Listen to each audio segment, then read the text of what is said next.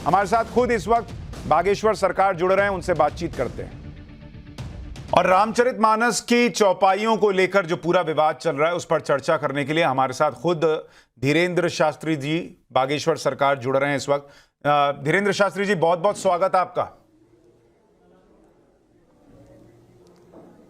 बहुत बहुत धन्यवाद। श्री सीताराम, बागेश्वर बालाजी की जय।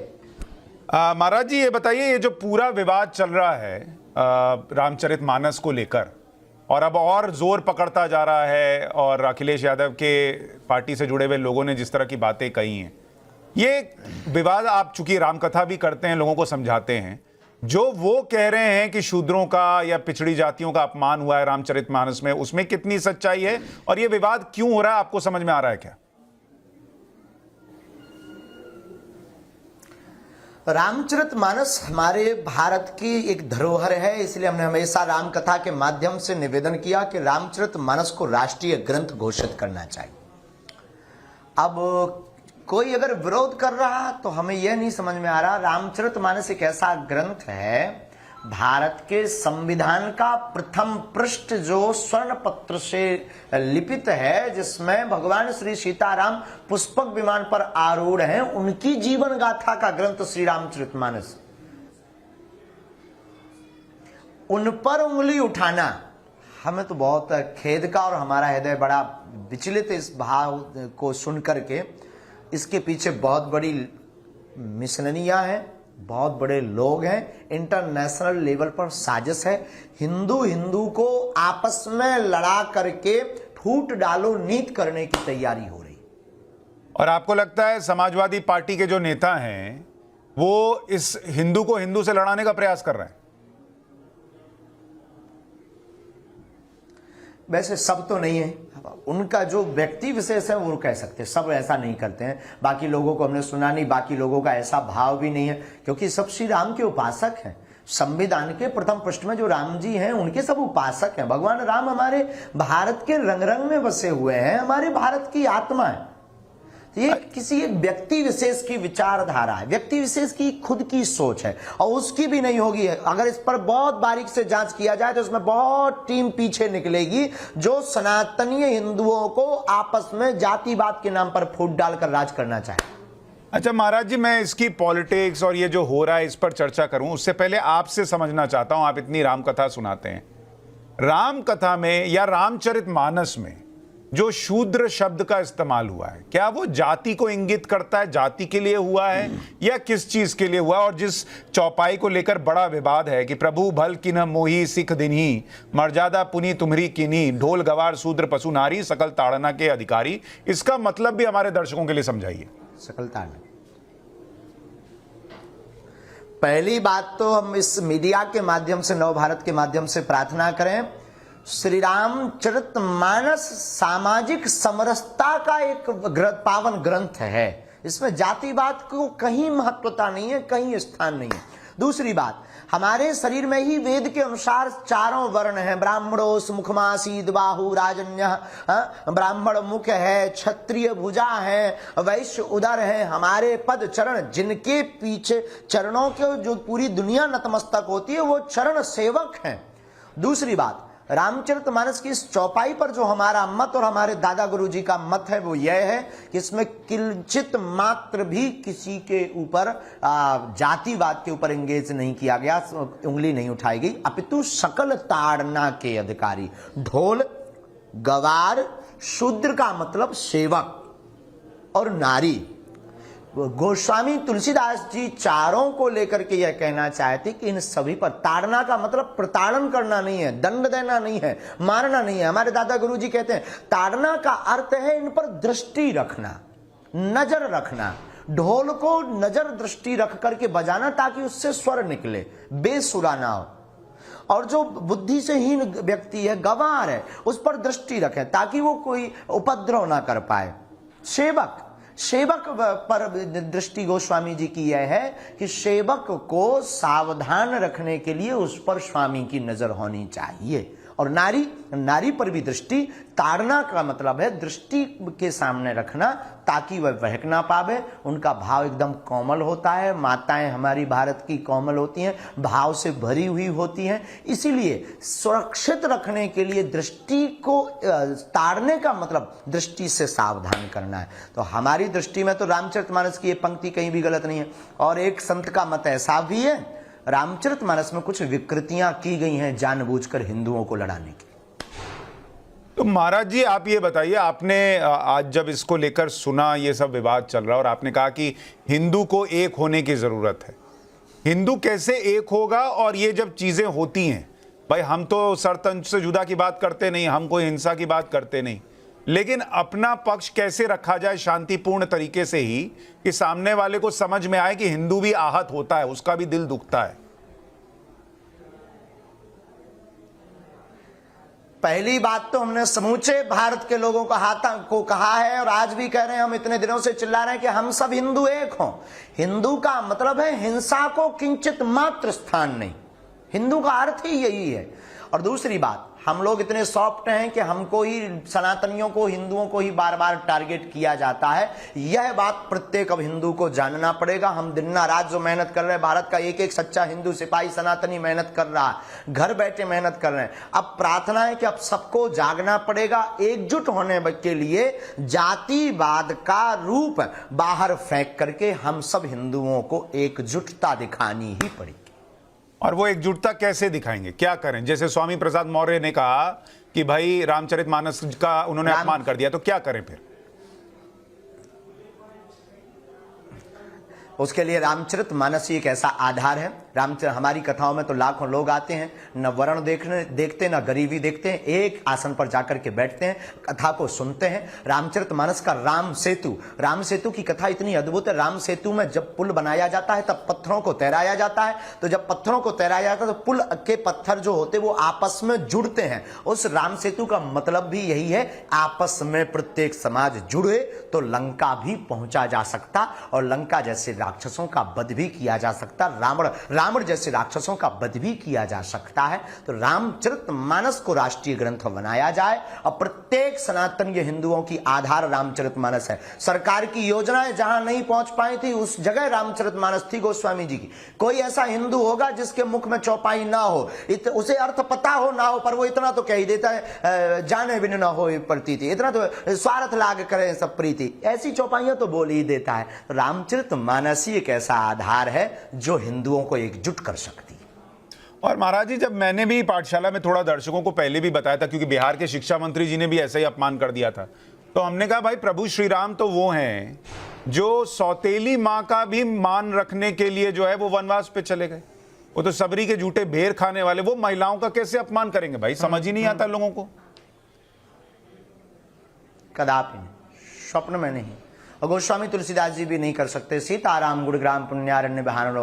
रामचरितमानस पढ़िएगा तो रामचरितमानस का बालकांड का प्रथम श्लोक ही स्त्री से ही प्रारंभ होता, बल्कि प्रथम पूज्य गणेश जी हैं, लेकिन गोस्वामी जी लिखते वाणी वंदे वाणी विनायक। वाणी मतलब सरस्वती, पहले सरस्वती की वंदना फिर गणेश की वंदना। जो पहले स्त्री की वंदना कर रहा हो वो स्त्री विरोधी कैसे हो सकता है? How possible my dear. और ये जो कह रहे हैं हमें तो उनके ऊपर लानत आ रही है, और अब देश की जनता को इनको जवाब देना चाहिए। कैसे जवाब देना चाहिए? देश की जनता को, वो तो निर्णय, हम तो कोर्ट है नहीं श्रीमान जी, हम तो निर्णय नहीं करेंगे, पर जनता निर्णय करेगी कि हाथ मिलाकर जवाब देना है या dot dot dot dot dot. अच्छा, अभी अखिलेश यादव जी ने भी पूछ लिया योगी आदित्यनाथ जी से कि आप बताइए कि मैं शूद्र हूं या नहीं हूं।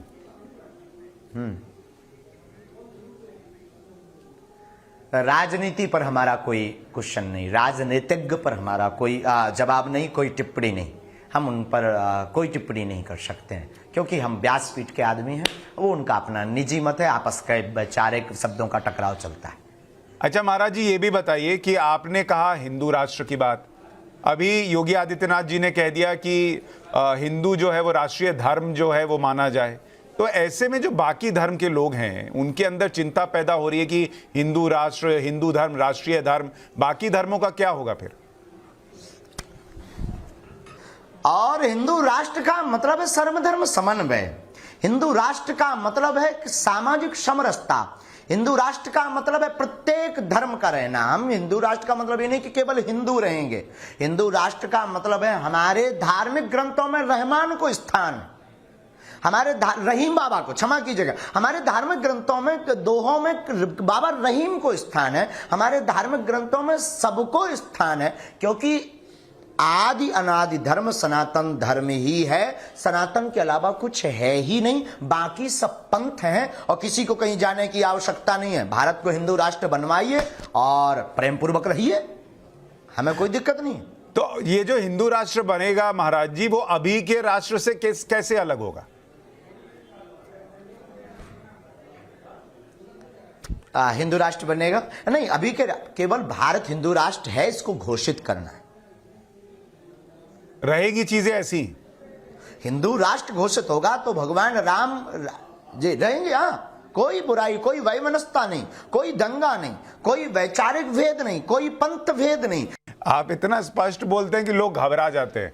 अच्छा, मुझे ये बताइए, अभी बीते कुछ दिनों में इतनी टेस्टिंग हुई है आपकी, उस टेस्टिंग का कोई प्रभाव पड़ा है आप पर? आपको लेकर कितने ही चैनल्स में मैंने देखा, मैजिशियन वगैरह भी आए, माइंड रीडर आए, वो सब देख रहे थे आपकी क्या हो रहा है?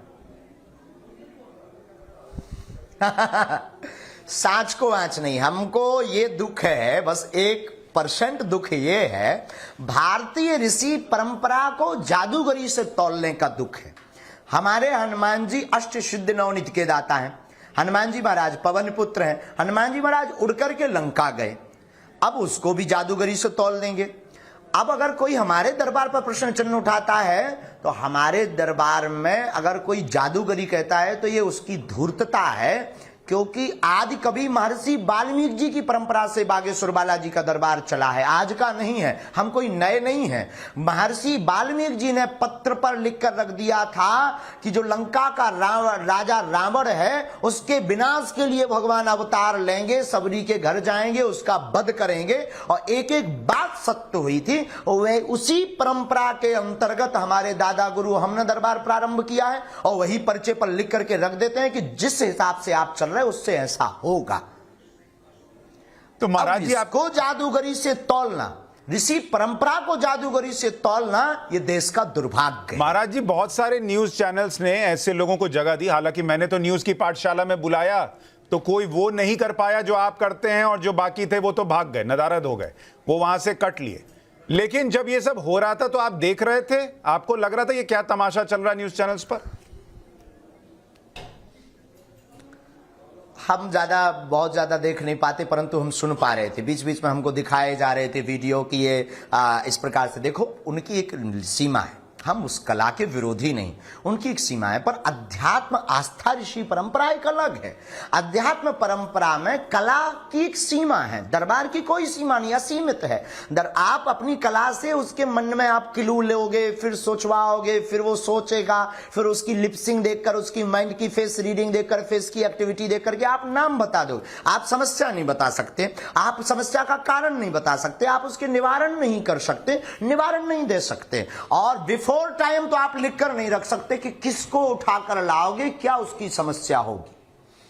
अच्छा महाराज जी, आप इतना हिंदुओं को एक होने के लिए कह रहे हैं, मैं तो यहां देख रहा हूं हिंदू साधु संत ही एक नहीं हो पा रहे। अभी आज फिर अभी मुक्तेश्वरानंद जी ने आपके लिए कह दिया कि भाई कोई चमत्कार जैसी चीज नहीं होती, वो सबूत दें कि उन्होंने कितने कैंसर का इलाज किया है, कितने टीबी का इलाज किया है, वगैरह वगैरह। तो जब संत ही एक नहीं है तो भक्त क्या एक होंगे फिर? अब चूंकि वो हमारे सनातन धर्म के नियुक्त शंकराचार्य हैं, शंकराचार्य पर हमारी कोई टिप्पणी नहीं, सनातन धर्म पर और सनातनीय हिंदुओं पर हम टिप्पणी नहीं करेंगे। लेकिन आज जगतगुरु शंकराचार्य जी ने भी चमत्कार किया परकाया प्रवेश का। कैसे? वो भी चमत्कार था। अगर वो चमत्कार था तो चमत्कार, वो परकाया प्रवेश की लीला उन्होंने की थी, परकाया प्रवेश हो जाते थे। तो आप उनके लिए, वो आपके लिए कुछ भी कहें, आप उनके लिए कुछ नहीं कहेंगे? चमत्कार था, और भारत में बहुत से संतों ने किया है, हम नहीं कहेंगे। हम नहीं कहेंगे, वो हमारे लिए बोले, उनकी मत भावना है। वहां पर हमने आदि जगत गुरु शंकराचार्य जी की इस लीला को पढ़ा है, गुरु मुख से भी सुना है कि पर काया प्रवेश, और बहुत से संतों ने चमत्कार किया। देवराहा वाले बाबा ने चमत्कार किया, नीम करोली वाले बाबा ने चमत्कार किया, सूरदास जी ने चमत्कार करके दिखाया कि भगवान आज देखे रही सखी आज हरि नंगम नंगा। सूरदास, रैदास, कबीर, मीराबाई विष का प्याला पी गई। तो क्या ये ट्रिक है? क्या ये जादूगरी है? क्या ये चमत्कार नहीं है? महाराज जी एक आखिरी प्रश्न आपसे पूछूंगा। और किसी को अगर देखना है तो बागेश्वर धाम आना चाहिए, लेकिन हम संतों पर कोई जी।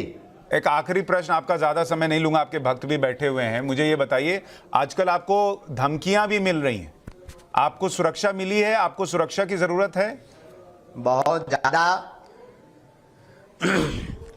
ज्यादा लोग पीछे लगे हैं, क्योंकि जब से हिंदू राष्ट्र की बात उठाई है तो सबको कीड़ा काट रहा है, क्योंकि सबको डर है। उनकी जो मिशन थे वो सब फेल हो रहे हैं।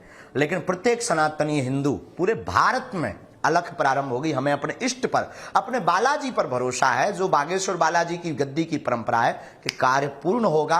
और धमकियों के लिए तो साधु संत के तुम रखवारे हमारे हनुमान जी हैं, लेकिन हमें अपने संविधान सरकार पर भी भरोसा है। वो व्यवस्था करेंगी, धाम की व्यवस्था करेंगी, भक्तों की व्यवस्था करेंगी और भारत के प्रत्येक हिंदू की सुरक्षा करेंगी। अच्छा महाराज जी, जाते जाते जो लोग दिग्भ्रमित हो गए और रामचरितमानस का अपमान कर रहे हैं, उनको रामचरितमानस के ही किसी श्लोक से आप कोई संदेश देना चाहेंगे? रामचरितमानस एक अद्भुत शब्द है। जो लोग दिग्भ्रमित हुए हैं या रामचरितमानस पर टीका टिप्पणी कर रहे हैं, हम उनके लिए एक ही निवेदन, एक ही चौपाई के साथ, जो हम अक्षर कथा के प्रारंभ में बोलते हैं, सिया राममय सब जग जानी, करहु प्रणाम जोर जुग पानी। जो रामचरितमानस की पंक्ति सब में सीताराम देखती है, वो भला जाति बात पर क्यों अटकेंगे गोस्वामी जी? इसलिए दिग्भ्रमित ना होकर के गोस्वामी जी की रामचरितमानस, तुलसीकृत श्री रामचरितमानस का आधार लेकर के रामचरितमानस को राष्ट्रीय ग्रंथ बनाया जाए। यही भारतीय नागरिक होने के नाते हमारी मांग है और बालाजी के चरणों में प्रार्थना। और आपको भी धन्यवाद, पूरी नव भारत की टीम को, तिवारी जी को बहुत बहुत धन्यवाद। आप पाठशाला में जुड़े इसके लिए बहुत बहुत, जो हमारे पत्रकार महोदय, बहुत बहुत धन्यवाद महाराज जी। और आपने बड़ी बात कही कि न्यूज की पाठशाला में सबकी क्लास लगेगी।